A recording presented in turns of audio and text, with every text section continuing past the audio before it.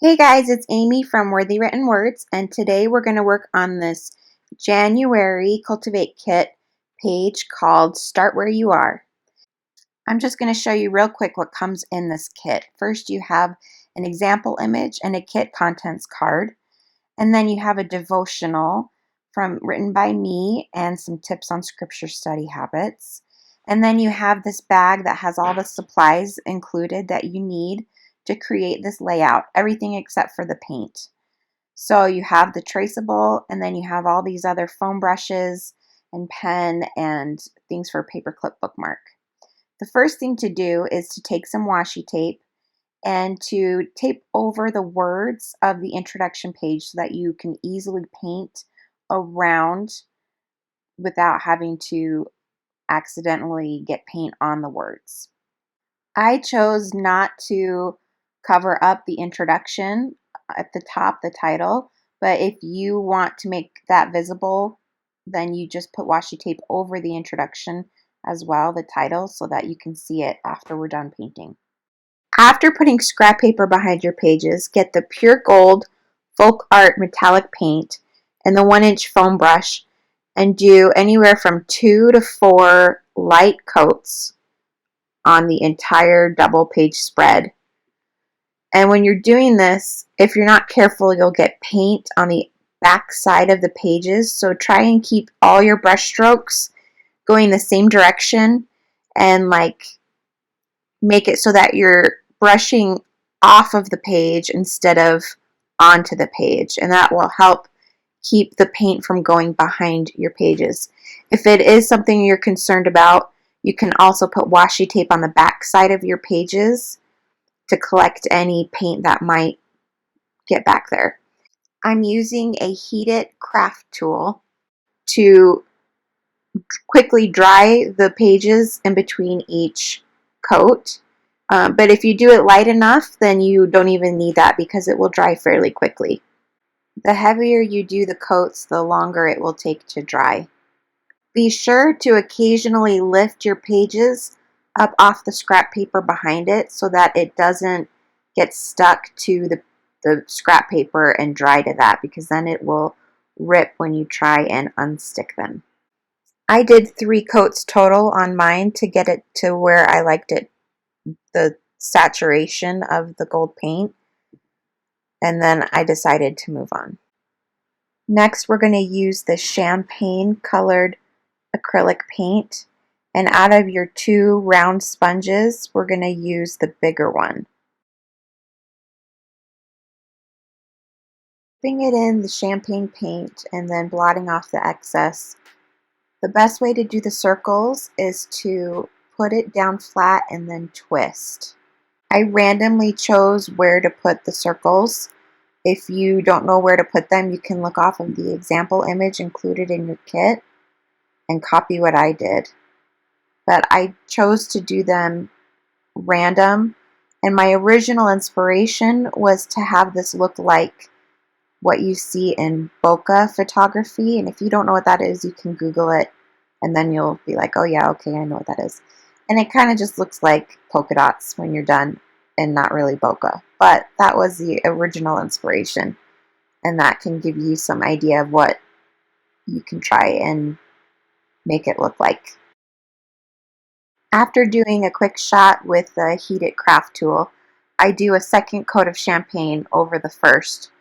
But in my original one in your kit contents example image, I didn't do a second coat on every single polka dot, only some of them, and that helps to give it more depth. In this example, I did do it on all of them, but so you can choose which way you like better and do a second coat on some or all. And then you get the pearl white metallic paint and your smallest round brush, and you're going to do the exact same thing. And I like to do some where they are like attached to the champagne ones, where they're coming off of them, and others by themselves. You can always use the sponge to expand and make the circles bigger than just the width of the sponge, and I do that here in a couple of them. It's great to do that when you mess up. And then it also adds variety of different sizes, so they're not just all rigid sizes. And then again, you can go back over and add a second coat or a third coat, well, however deep or light you want to make these stand out. And if they have bubbles in them, it's no big deal, it'll be okay. When you have the circles as deep or as light as you want them and they're dry, you can then remove the washi tape.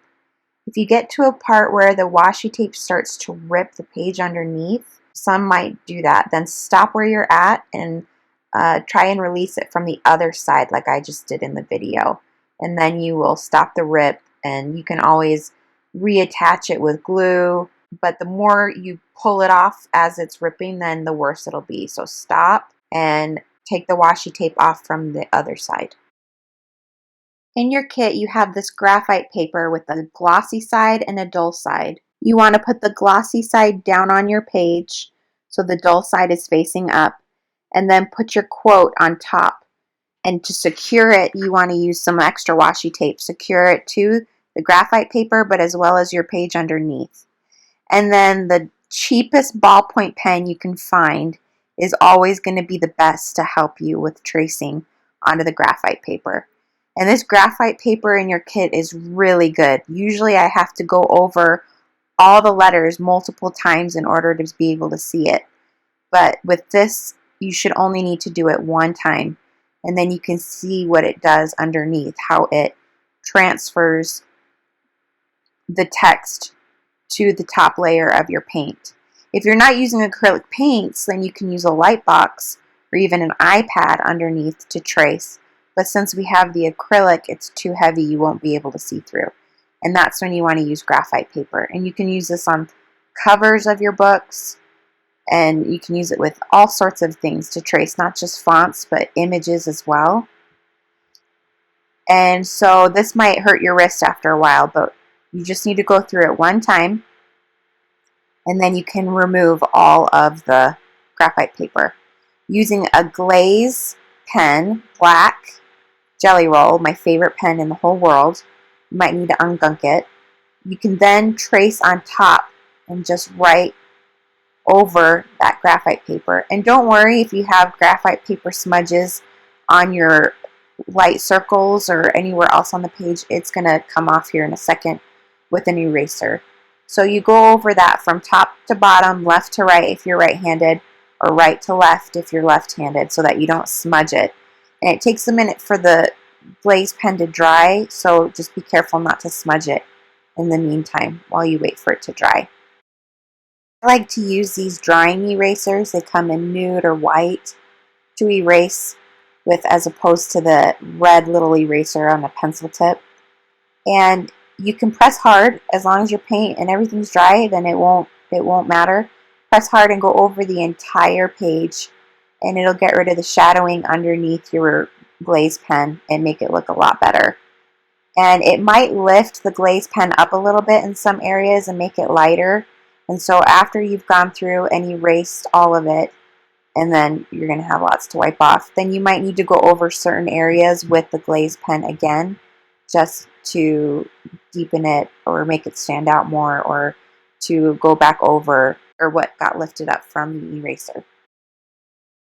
Included in your kit is this white Uniball gel pen, and it is my favorite white pen. I use it all the time. And you're going to use this pen to create the littlest circles all over your page wherever you want them to be. This is something you could have done before you did the quote, so that you could have done it behind the words if you wanted to. I just have forgotten, so it doesn't matter when you do it. This pen can be used for words. It's great, so make sure you keep it because it'll be used in future kits for sure. You also have these 4 word strip stickers in your kit, and I just put these on the bottom right corner. You can put them, as always, wherever you want. And now moving on to the paperclip bookmark. I am not going to speed this part up at all because it can be a little confusing. So I take the tool and I fold it in half, and then I cut it along the fold. So now you have 2 pieces of about the same size. Putting them on top of each other, you fold them in half again.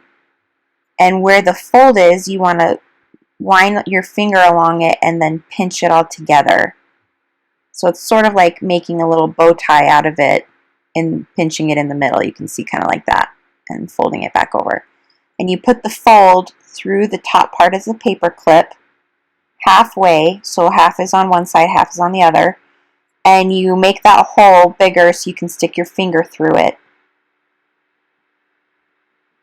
And then you take the other side and put it through the hole and pull up.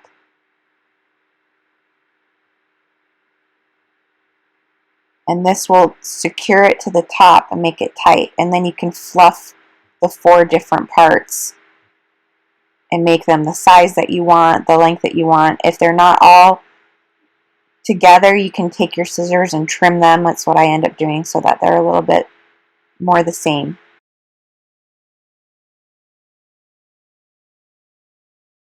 Next, you're going to hot glue the light packet to the paper clip at the very top. So you can see right there, I put just a dab of hot glue and I glued it to the top of the paper clip so you can slide it down over your page. And then when that's dry, you can flip it over and you can add the clear sticker, Start Where You Are, to the front of the light packet. And then slide that right onto your book page.